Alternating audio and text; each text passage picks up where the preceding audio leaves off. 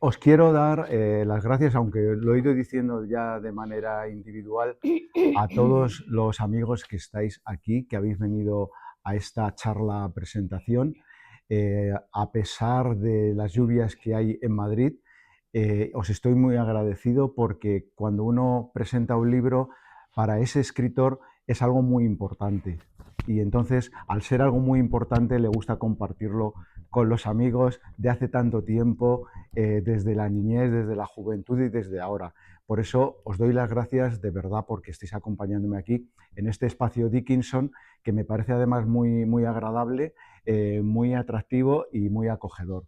Así que gracias, y también de alguna manera a ti, también Claudia, que me has estado comunicando pues, datos sobre la presentación charla de hoy. También muchas gracias. Bueno, pues vamos a proceder a presentar al doctor. José Guadalajara es jardinero. Le gusta pasear por el jardín de su casa, recoger las hojas otoñales del cinamomo, la morera, el liquidámbar. También transporta la basura orgánica, los plásticos, el papel, el cartón, a los contenedores correspondientes, lo cual le confiere un aura ecologista y de preocupación ambiental. Se enfada mucho cuando ve las basuras fuera de su sitio. Suele pasear entre los bosques de encinas de su urbanización y correr por las calles y caminos con sus zapatillas rojas y sus piernas a la intemperie. Le encantan los kilómetros y recorrer senderos y carreteras llenas de palabras. Ha visto lobos y, como el actor Kevin Costner, ha bailado con ellos, producto de lo cual es esta obra titulada Las orejas del lobo, publicada hace tan solo unas semanas. Es doctor, pero no en medicina interna, sino en filología hispánica, profesor, investigador y novelista, presidente de Escritores en Rivas, pintor de brocha gorda y montador ocasional de muebles de IKEA. Ha conversado muchas veces con los ángeles buenos y malos, pero sobre todo con el anticristo. Por eso se entregó con afán a escribir su tesis doctoral, Las profecías del anticristo en la Edad Media. El paso del tiempo y el regreso al pasado son su obsesión permanente. Le gusta enredar con la imaginación y los datos históricos, y a causa de ello ha compuesto novelas como Testamentum, La maldición del rey sabio, La reina de las tres muertes, El alquimista del tiempo, Una voz interior desafinada, Fado por un rey, entre otras muchas. Incluso, mientras una mañana entrenaba, pisando tierra y diminutas semillas, se le ocurrió el librito titulado 100 microhistorias de la historia.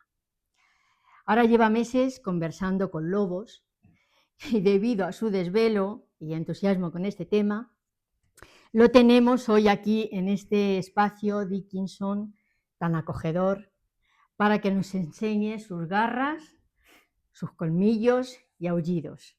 Así que os dejo con los lobos de José Guadalajara. Gracias.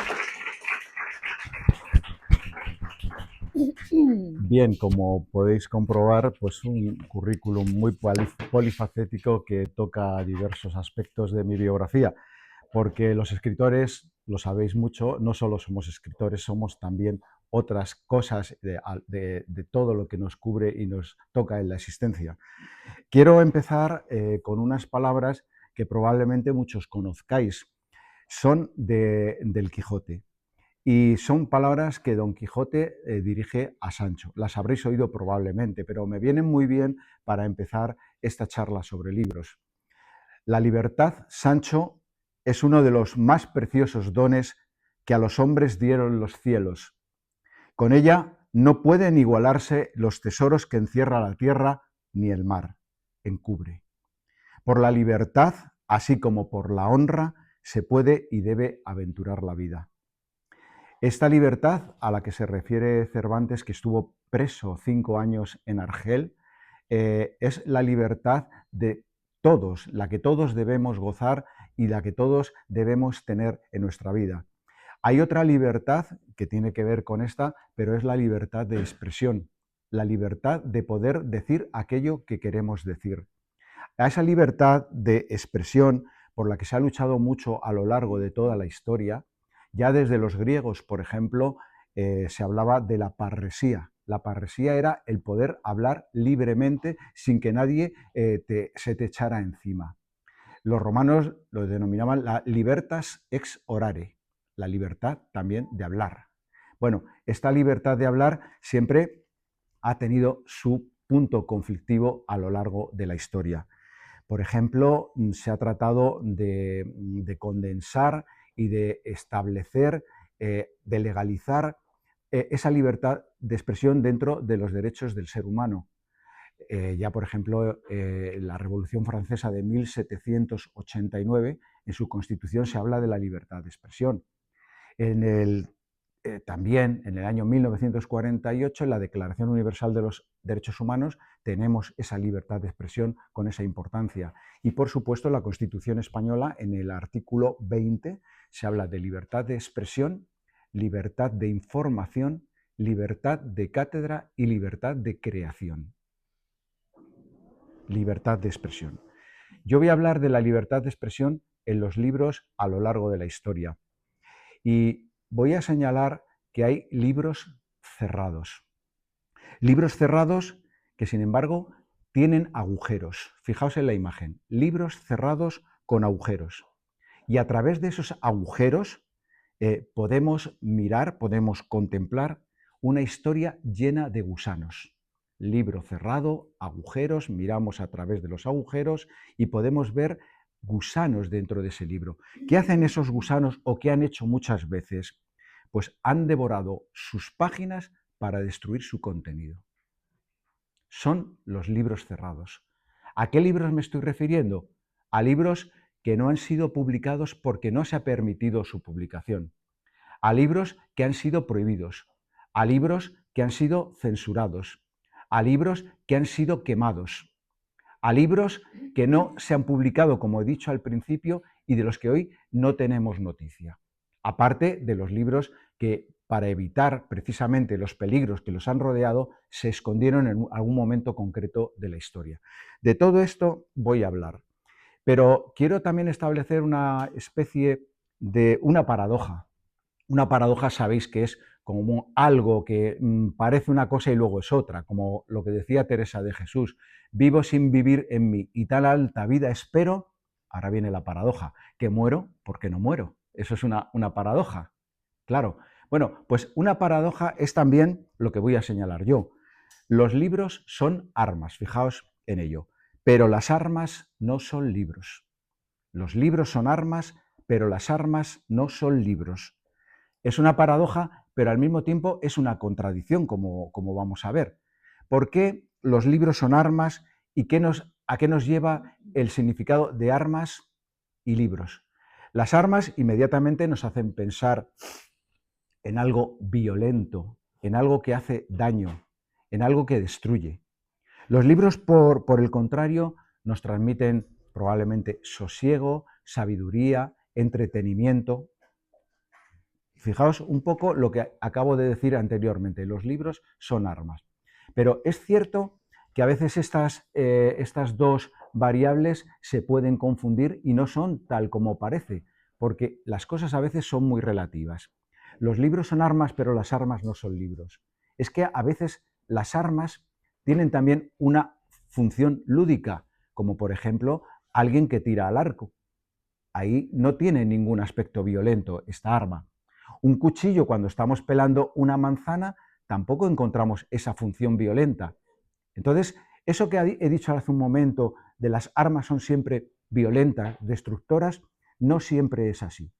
Y luego, por el contrario, lo que he dicho de los libros, a veces nos encontramos libros violentos, libros dañinos, libros que hacen daño. Y voy a poneros algunos ejemplos.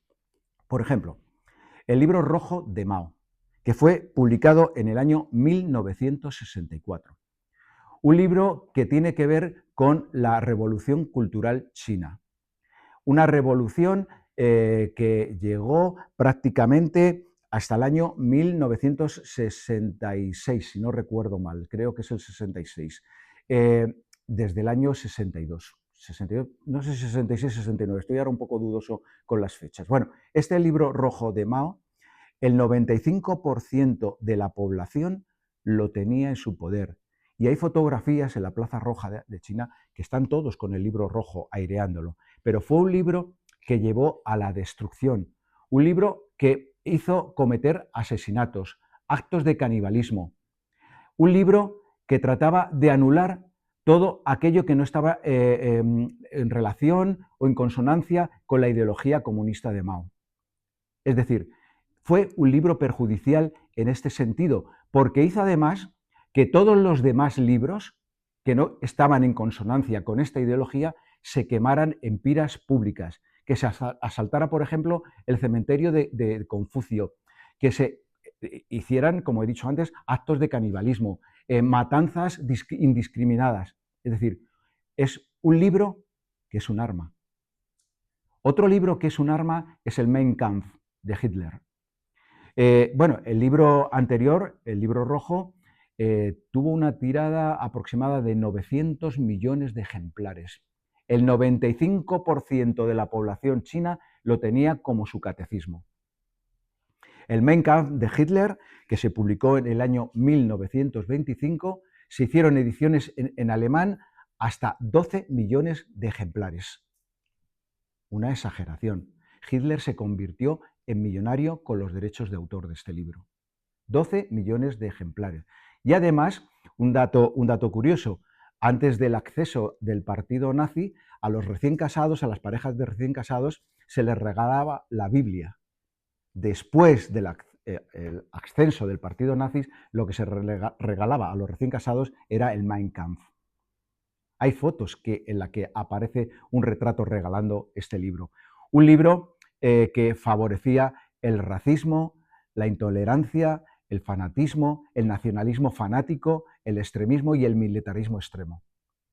Luego es un libro que es también un arma, como estamos viendo, es violento. Nos vamos un poquito más atrás. Seguramente conocéis a Goethe, Wolfgang Goethe, el escritor alemán del Fausto, por ejemplo, y también de las penas del joven Werther. Bueno, este libro de Goethe se publicó en el año 1774, nos vamos al siglo XVIII. Bueno, en el año 1775 el Leipzig fue prohibido, un año después. ¿Qué tiene el Werther para ser prohibido a diferencia de los otros textos? Bueno, quiero deciros también con prohibiciones, por ejemplo el Mein Kampf hasta el 2016 no ha podido ser nuevamente publicado, pero con notas, libro anotado, no expuesto libremente, sino con anotaciones que un poco ejemplifiquen y expliquen su contenido. Bueno, el Werther de Goethe, una historia romántica en la que un enamorado, estamos ya en los albores del romanticismo, se enamora y se suicida por amor. Se suicida por amor. ¿Qué tiene de inconveniente esto? Pues que tuvo muchos imitadores. Están perfectamente documentados gente que pasaba por las mismas circunstancias y que tras la lectura del Werther, hombres y mujeres se suicidaron, con el libro de Werther debajo de la almohada, con el libro de Werther en un bolsillo, con el libro de Werther en el suelo después de haberse pegado un disparo en la cabeza. A tanto llegó en algunas ocasiones la violencia de este libro que el propio Goethe tuvo la necesidad de hacer como una versión matizando algunos detalles. Se publicó en 1775. Unos años después, en 1787, Goethe hizo algunas reformulaciones y entre ellas decía, para que los demás no siguiesen imitando ese suicidio, lo que se llama el copycat también, ¿no? Que se da en otras circunstancias. Bueno, sé un hombre y no sigas mi ejemplo. Eso decía Goethe para tratar de evitar esta oleada de suicidios. El libro en sí no tiene nada de dañino. Sin embargo, la utilización de este libro, pues sí que la tuvo para determinadas personas que lo leyeron. Lo mismo que una navaja no tiene nada de agresivo para cortar una manzana, pero sí cuando la clavamos y la hundimos en la piel de una persona. Bueno, vemos esa paradoja y ese contraste al que me refería al principio. Bueno, ¿y la Biblia qué tiene de peligroso? A nadie se le ocurriría pensar que la Biblia puede tener un libro peligroso que incite, por ejemplo, a la violencia. Bueno, os voy a poner un ejemplo. En el Antiguo Testamento hay un pasaje cuando Moisés se va a recibir las tablas de la ley al monte Sinaí, deja a todo su pueblo allí esperándolo, y mientras Moisés se va, el pueblo coge todas las joyas que tenían y las derriten, las funden y hacen un becerro de oro. Bueno, ese becerro de oro se convierte en un ídolo al que adorar. Y como Yahvé es un Dios celoso al que solamente se puede adorar a él, la resolución es matar a todos aquellos que han hecho este becerro de oro. Imaginaos en este pasaje y en otros muchos, como la matanza, por ejemplo, de los primogénitos o el arrasar a una ciudad, como es fue la ciudad de Jericó. Bueno, esto puede tener ejemplos de imitación y en determinadas personas, es decir, si Yahvé lo ha hecho, yo que soy criatura, ¿por qué no voy a poder actuar de esa misma manera? Dice el Éxodo, matad cada uno al propio hermano, lo dice Yahvé, al propio compañero, al propio pariente, y aquel día cayeron del pueblo unos 3000 hombres. Es fuerte, ¿verdad? Es fuerte. Y en la matanza de los primogénitos, una de las plagas que mandó de las 10 plagas de Egipto, ordenó que se matara a todos los primogénitos, menos a aquellos que habían untado con sangre los cercos, los umbrales de las puertas. Bueno, la orden iba a una matanza general a todos los primogénitos. Y fijaos hasta dónde llegaba lo absurdo o lo cruel y lo violento. A todos, menos a los que habían marcado las puertas, que eran los judíos que vivían en esas casas. Matad a todos los primogénitos, incluso hasta los primogénitos de los animales, de una oveja, de una gallina, de una vaca. ¿Qué clase de Dios es este? ¿Y qué clase de libro? No tenemos aquí un ejemplo de un libro violento. Bueno, los libros, como he dicho al principio, son armas, pero las armas no son libros. Ahora vamos a hablar de los libros. Ahí están todos mis lobos con la espada, conjugando estas dos vertientes a las que me estoy refiriendo. Los libros son armas en un sentido figurado. Son armas que tomamos como ayuda para enfrentarnos a la vida. Son armas, y como dice o como dijo un escritor teatral del siglo XVII, Lupercio Leonardo de Argensola, en esta relación de libros y armas, los libros han ganado más batallas que las armas. Pensadlo un poco. Pensadlo en el ahora también. Los libros, la información, la publicidad pueden ganar a veces más batallas que las propias armas.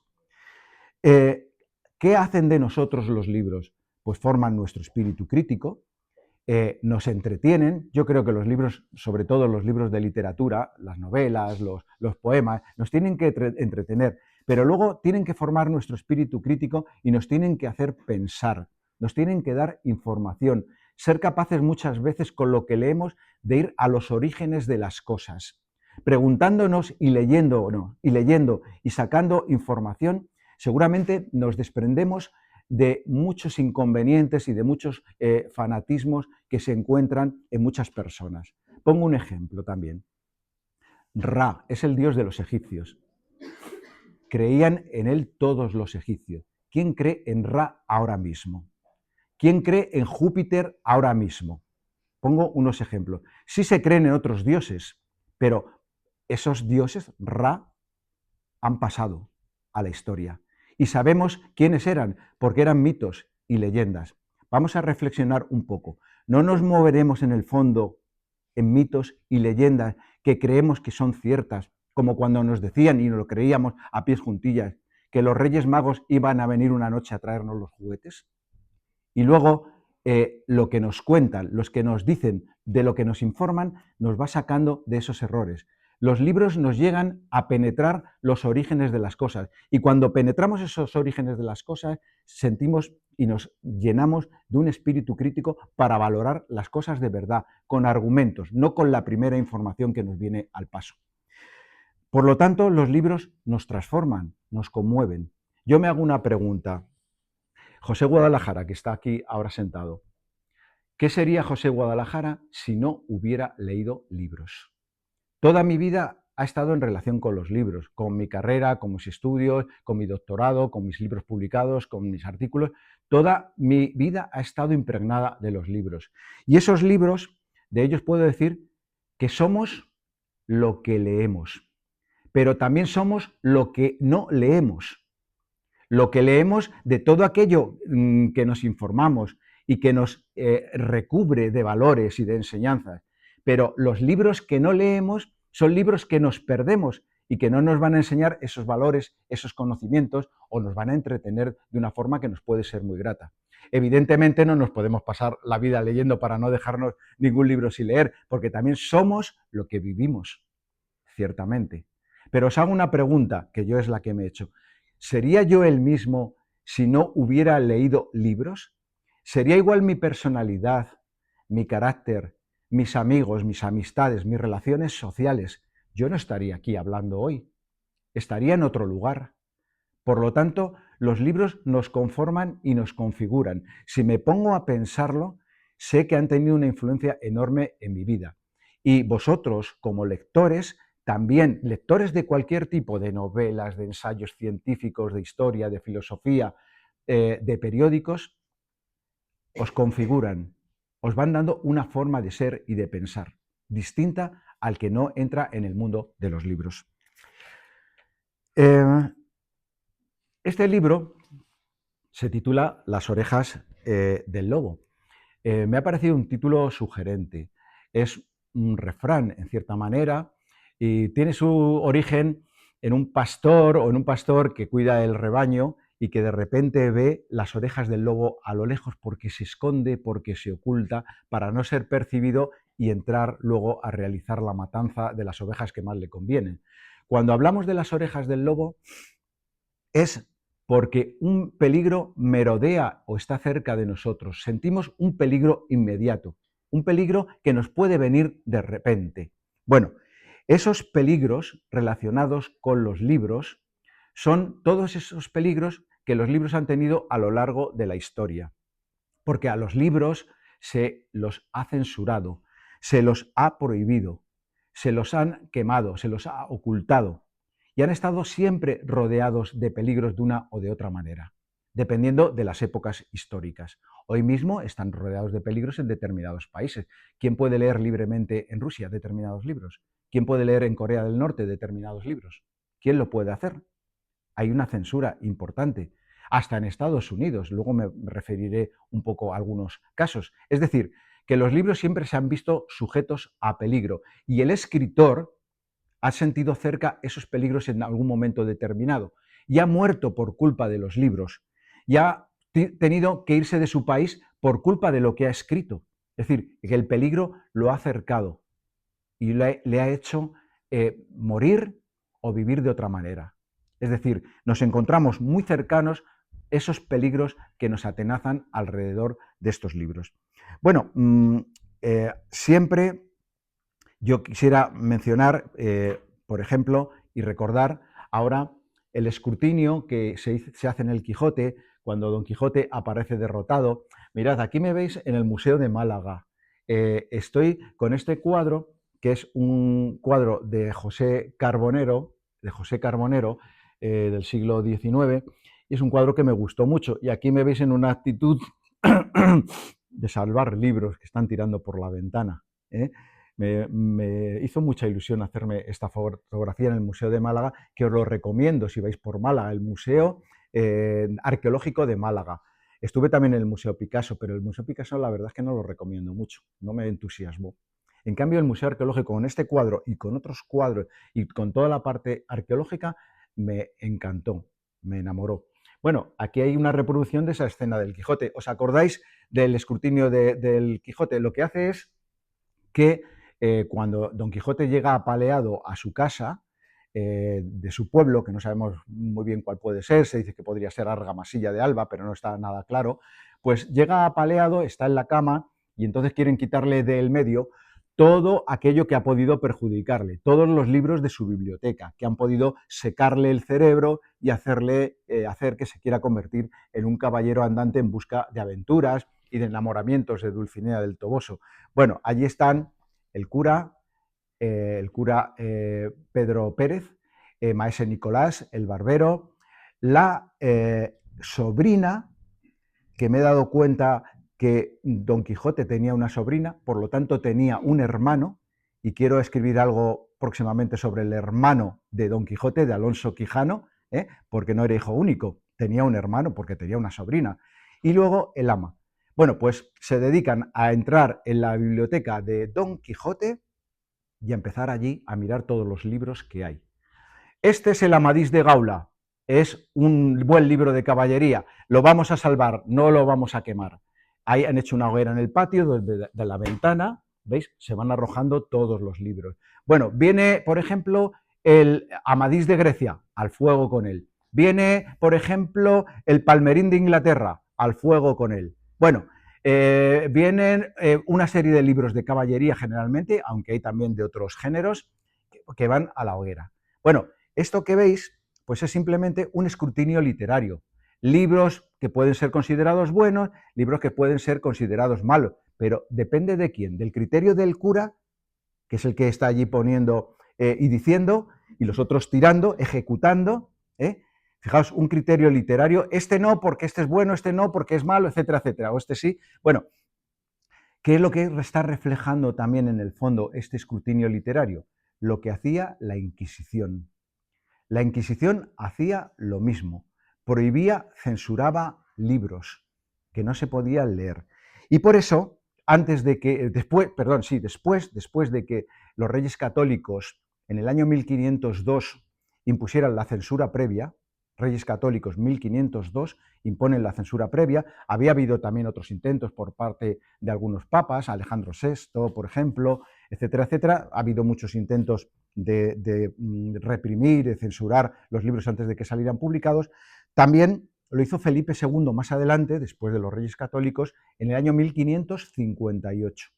Una pragmática de Felipe II del año 1558 instituía la censura previa de los libros. Es decir, se podía leer aquello que era aprobado. Y en estos momentos de Felipe II estamos con el problema protestante, con el problema luterano, que trajo de cabeza a todos los católicos europeos y provocó guerras, como todos sabéis. Bueno, esta pragmática de Felipe II del año 1558, si algún libro estaba en posesión, un libro prohibido, estaba en posesión de ti o de ti, y tú estabas tranquilamente en tu casa con tu libro, si te pillaban con ese libro, te podían condenar a muerte. Te podían confiscar los bienes. Fijaos hasta dónde se llegaba con el asunto de los libros. Tener un libro prohibido te podía costar la muerte. Como le costó, por ejemplo, a Miguel Servet, el que descubrió la circulación de la sangre, que también investigó, era también astrólogo, filósofo, teólogo, también se encargó de asuntos teológicos, como por ejemplo criticar el dogma de la Santísima Trinidad, por ejemplo, o tratar de que el bautismo fuera un bautismo de adultos y no un bautismo de jovencitos recién nacidos que no tienen todavía 2 dedos de frente para saber si quieren o no quieren. Bueno, ¿qué le pasó a Miguel Servet?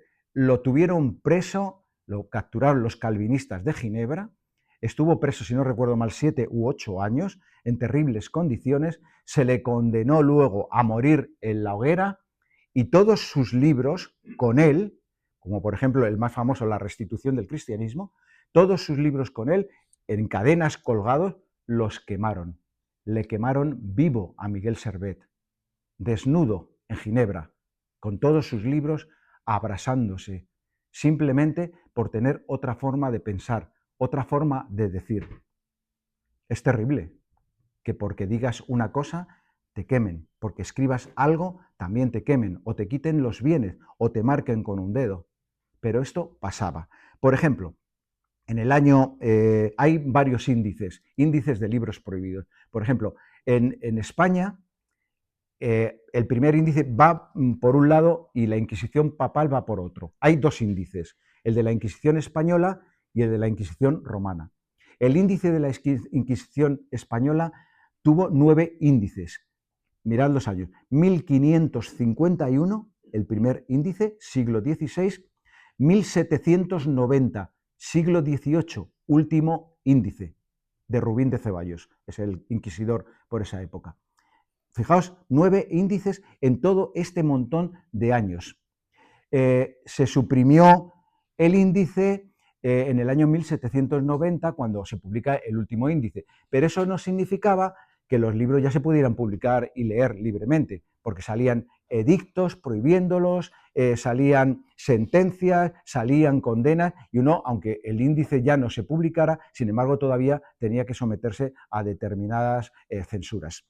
Bueno, el índice papal, el índice del Concilio de Trento, que empezó en el año 1564, el índice del Concilio de Trento. Fijaos hasta dónde llegaba el índice del Concilio de Trento. Si yo hubiese vivido en esa época y este libro hubiese sido pernicioso por lo que fuera, no me hubieran dejado publicarlo, o me lo hubieran censurado y tachado, o simplemente no me lo hubiesen dejado publicar. Bueno, hubiese perdido el autor, hubiese perdido el librero, hubiese perdido la editorial.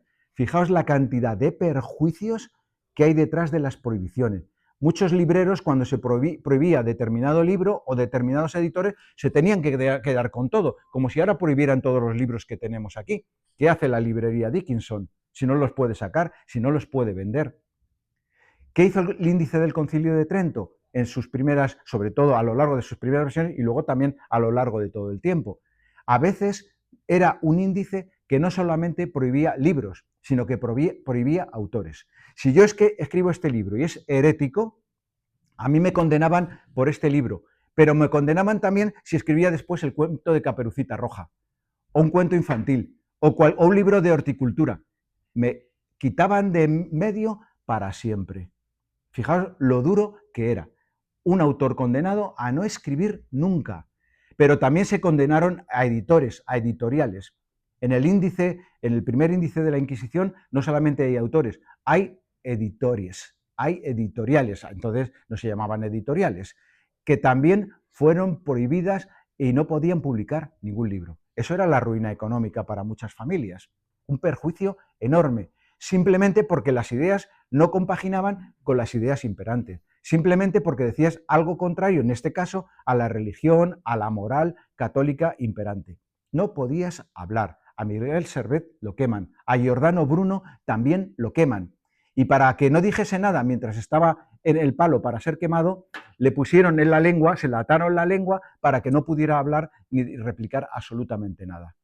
Es decir, hasta eso se llegaba, a esto era a lo que nos encontrábamos. Bueno, por ir avanzando un poco, pues voy dando ejemplos porque es que esto sería enorme, sería larguísimo. Cuando se produce la Revolución Francesa en 1789, inmediatamente todos los escritos, todos los panfletos que se editan por parte de la Revolución Francesa, se evita que lleguen a España. Entonces, el primer ministro era Floridablanca y le llega la noticia del embajador, Fernán Núñez era entonces, de que se ha producido allí un movimiento revolucionario que puede atentar contra la monarquía y los valores establecidos. ¿Qué es lo que pasa? Que se cierran las fronteras completamente. No se puede leer ni traer nada de fuera. Todo lo que viene de fuera hay unas aduanas, unas fronteras para impedirlo. Es decir, no pueden entrar libros. Es un ejemplo también de prohibiciones que continuaron a lo largo de todo este tiempo.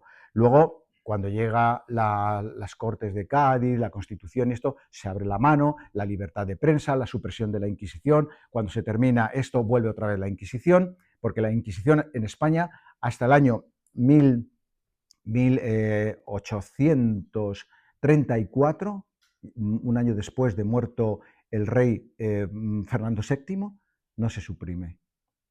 Hasta el año 1834 con la muerte de Fernando VII. Bueno, ¿hasta qué año diríais que duró el índice de la Inquisición española? Hasta el año 1790. Pero ¿sabéis hasta qué año duró el índice papal de la Inquisición? Hasta 1966. Concilio Vaticano II. Se suprime el índice, se deja libertad de creencias, libertad de pensamiento. Supuso una revolución en el Concilio Vaticano II y se suprime el índice papal. Esto no quiere decir que ya venga, podemos publicar y hacer lo que quieras. Cuando llega la época franquista, hubo numerosas quemas, numerosas leyes. Por ejemplo, en el año 1938 viene lo que sería casi la primera ley de prensa, pero pocos días antes de haber estallado la sublevación ya se metió mano a los libros y a todos los escritos. Pero en el año 1938 viene la primera ley de prensa. Luego viene un ministro desde el año 1952 que sonará, se llamó Gabriel Arias Salgado. Gabriel Arias Salgado fue ministro de Información y Turismo desde el año 1957 a 1962. Era un integrista total, un fanático, un moralista, que no permitía absolutamente nada, ni en los libros, ni en las películas, había que subir los escotes, no se podían traer películas de fuera, bueno, todo lo que era la época franquista que algunos conocemos, o muchos conocemos de los que estamos aquí. Bueno, cuando termina el mandato de Gabriel Arias Salgado, vino Manuel Fraga Iribarne, que os sonará muchísimo, claro, a todos. Bueno, Manuel Fraga Iribarne, que fue ministro hasta 1969, cuando fue sustituido y ya esa libertad que había habido cierta libertad durante la época de Fraga, porque era el momento del turismo internacional, de cuando venían aquí las extranjeras del norte con sus bikinis y todo esto, y España necesitaba una apertura, un reconocimiento. Bueno, pues también hubo una cierta apertura en los libros, en las películas, hasta cierto punto, ¿no? Porque en la ley de prensa del año 1966 de Fraga Iribarne permitió esta apertura y evitó la censura hasta ciertos límites, o sea que eso es lo que impuso. Por eso había un dicho, cuando viene Manuel Fraga Iribarne con esta apertura, que se hablaba del aperturismo de los años 60, os acordaréis, ¿no? Y las películas, luego ya muere Franco y viene la apertura con las películas, cuando se iba a Perpiñán a ver El último tango en París, por ejemplo, o las primeras películas que se hicieron ya la muerte de Franco. El primer desnudo integral es el de María José Cantudo en el año 1976, con una película que se llamaba La trastienda. Bueno, allá ahí cambian mucho las cosas. Pero bueno, la ley de prensa tuvo su importancia, su libertad, no solo para los escritores, sino para los cineastas también. Bueno, se decía, como os he dicho hace un momento, acordaos, Arias Salgado y Manuel Fraga Iribarne. Con Arias Salgado, todo tapado. Con Fraga, hasta la braga. Eso era un dicho que, bueno, decía bastante. Hasta la braga, todavía el desnudo no se permitía. Bueno, voy a hablar yo ahora del ataque a los libros. ¿Qué libros a lo largo de la historia se han podido... Voy a mirar un poco la hora también, que no quiero pasarme y aburriros demasiado. Bueno, ¿qué libros, por ejemplo? Voy a hablar de libros prohibidos, libros quemados y libros ocultos, que es el subtítulo que tiene esto. Libros prohibidos. ¿Qué libros se han prohibido? Bueno, miles, pero miles, por no decir millones. Los índices tenían miles de libros. Y luego los edictos y las censuras, miles, pero miles de libros. Bueno, por ejemplo, hasta la Biblia en romance, en castellano, estaba prohibida. No se podía leer en determinados momentos. Estaba prohibida. Y hubo un índice en España, que es el índice de 1554, que era un índice exclusivo para las Biblias. Las Biblias tenían que tener determinadas condiciones y solo se podía leer la vieja versión de la Vulgata, sobre todo, de San Jerónimo, que era la Biblia escrita en latín. ¿Quién podía entender esto? ¿Quién podía entender el latín? Pues no lo podía entender nadie. Como cuando se daban las misas en latín, ¿quién podía entender lo que se decía allí? Bueno, las libras en romance estaban prohibidas porque era peligroso que un lector pudiera entrar directamente en la Biblia sin las armas necesarias para comprender aquello que se decía e interpretarlo a su aire y de su manera. Por eso las Biblias romance estaban prohibidas y se quemaban. Se han quemado muchas Biblias romances, pero no solo romances, también otros muchos tipos de Biblias en otras lenguas. Muchísimas quemas de libros. Bueno, todos conocéis el Lazarillo de Tormes, ¿verdad? Salió publicado en el año 1554. un libro aparentemente ingenuo. El niño, el ciego, le hace burlas, le hace bromas, ahí se toma el vino y le engaña, luego le hace otras bromas como el de los racimos de uvas que le va quitando las uvas y él empieza a comer de más en más y el otro, el ciego, y bueno, no terminan, ¿no? Uno de 2, otro de 3, otro de 4, otro de 5, bueno, un libro aparentemente ingenuo. Pero ya casi, cuando salió, a los pocos años fue censurado. Por ejemplo, para que veáis un poco las censuras, el Tratado Cuarto, que actualmente si lo leéis es un tratado muy pequeñito, que va dedicado a un fraile que es el fraile de la Merced, fue eliminado completamente de la censura de 1573. ¿Qué tiene el Tratado Cuarto? Bueno, pues tiene, entre otras cosas, que era un fraile que, como dice el autor del Lazarillo, que no sabemos quién es, rompía él solo más zapatos que todo el convento. ¿Qué hacía ese fraile fuera del convento? Si tendría que estar dentro del convento. En cambio, estaba siempre metido en negocios seglares. Además, Lázaro, ya cansado, dice, bueno, pues por esto, una serie de cosas que menciona, y otras cosillas que no digo, salí de él, me fui de él, lo dejé.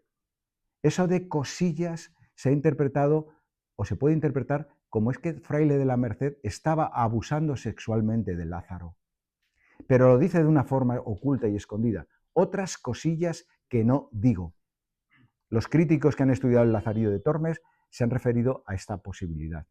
El buldero del Tratado Quinto vende bulas para la salvación y esas bulas que va vendiendo es un engaño, una engañifa, va engañando a todo el mundo y cuando está vendiéndolas hace allí una especie de complot con un alcalde, creo que era un alcalde o sí, o una persona de autoridad, para hacer este engaño y que todo el mundo le comprase las bulas. Y cuando llega a un pueblo y nadie le compra, pues hace este amaño para que todo el mundo, con el alcalde que llega allí y dijo en la misa, creo que estaba en la iglesia, dice, si esto que estoy diciendo no es verdad, que este alcalde se caiga, no sé qué. Y empezó el alcalde allí a caerse y a echar espumarajos por la boca como si le hubiera dado un paroxismo. Bueno, era toda una estratagema para que todo el mundo dijese, wow, esto es un santo, es verdad, vamos a comprar las bulas. Bueno, como veis, el Lazarillo de Tormes tiene detrás muchos aspectos que fueron considerados anticlericales, incluso heréticos. Por eso fue un Lazarillo que se pudo leer, pero censurado. Bueno, ¿hasta cuándo no podemos leer el Lazarillo, que ahora vamos a cualquier librería y podemos leer? Hasta el siglo XIX. Desde el siglo XVI hasta el siglo XIX no podemos leer el Lazarillo al completo, porque a alguien se le puso en la cabeza que ese libro tenía cosas que nosotros no podíamos leer, que los lectores de su época no podían leer. Como se le puso en la cabeza, ya muy avanzado el tiempo, que, por ejemplo, La Regenta, novela del siglo XIX de Leopoldo Alas Clarín, que seguro muchos habéis leído. Yo leí hace mucho tiempo y creo que tengo otra vez que leer. No sé si me gustará de la misma manera, pero ya es un libro que puede costar lo suyo, porque es un libro realista, novela realista, muchas descripciones, mucha ambientación y a lo mejor no estamos un poco para eso, pero creo que a lo mejor leo todavía si me da tiempo. La Regenta fue prohibida en España su lectura por los elementos supuestamente anticlericales que contenía. ¿Recordáis el magistral que trata de seducir a Ana Ozores? Es un ejemplo simplemente de esto. Hay unas palabras de un crítico que decía de La Regenta: es peligrosa para personas que no están suficientemente formadas en el orden moral y religioso. En ocasiones roza la herejía. Bueno, pues hasta el año, mirad, en la época de Franco, se pudo publicar en el año 1946, así con ciertos permisos, pero con ediciones caras para que no las pudiera comprar todo el mundo. Porque una de las formas de censura de la época franquista era editar en ediciones caras y pocos ejemplares, o que esos ejemplares no se distribuyeran en las librerías, porque solamente tenía acceso un minoritario número de personas. Además, ¿quién iba a comprar La Regenta, un libro de novela realista aparentemente intelectual,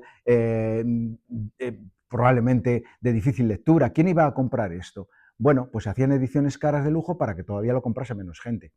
Camilo José Cela tuvo también problemas con la censura y él fue censor durante un año o un par de años, también fue censor, pero le prohibieron editar La familia de Pascual Duarte y La Colmena. Y llegó a un acuerdo con el ministro que he mencionado antes, Gabriel Arias Salgado, para publicarle La familia de Pascual Duarte en una edición de 300 ejemplares y en una edición de lujo, para que solamente pudiera llegar a aquellas personas que podían leerla, que eran adinerados y que por lo tanto no iban a causar ningún problema de moral, de discrepancia ideológica con es decir, con la ideología dominante. Entonces, era una forma de censurar. Esto era una forma de censurar. O de prohibir libros también, no darle la licencia para publicarlos, porque por la escasez de papel se aducía la escasez de papel, que es verdad que la hubo en la época franquista, y esa escasez de papel hacía que determinado libro, este no lo publicamos porque no vamos a gastar papel en publicar estas cosas, ¿no? Por ejemplo. Bueno, había muchas razones. Y claro, muchas veces se leían libros que el propio autor se había tenido que autocensurar. Entonces, ¿qué leíamos? Porque claro, si yo hubiera estado en esos momentos, si yo hubiera querido escribir, pues a lo mejor no podría escribir determinadas cosas porque sé que me las iban a censurar.